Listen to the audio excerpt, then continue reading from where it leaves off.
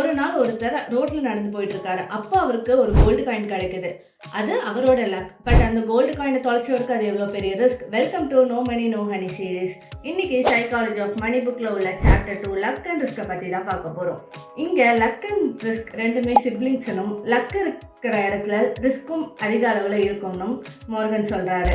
இப்போது நீங்கள் ஒரு ஃபினான்ஷியல் டிசிஷன் எடுக்கும் போது உங்களுக்கு ஒரு பெரிய கோல்டு காயின் கிடைக்கலாம். ஆனால் அதே டிசிஷனில் உங்களுக்கு ஒரே கோல்டு காயின் தொலைஞ்சு போகிறதுக்கும் வாய்ப்புகள் அதிகம். இங்கே ரிஸ்க்கை தவிர்க்க முடியாதது தான். ஆனால் அந்த ரிஸ்க்கை வந்துருச்சுன்னு துவண்டு போகாமல் நம்ம மூவ் ஆன் ஆகிடணும். ஒரு ரிஸ்க்கு வந்துருச்சு, ஒரு ஃபெயிலியர் நடந்துருச்சுன்னு நம்ம ஸ்டாப் பண்ணாமல் ஃபார்வேர்டில் மூவ் பண்ணிக்கிட்டே இருக்கணும்.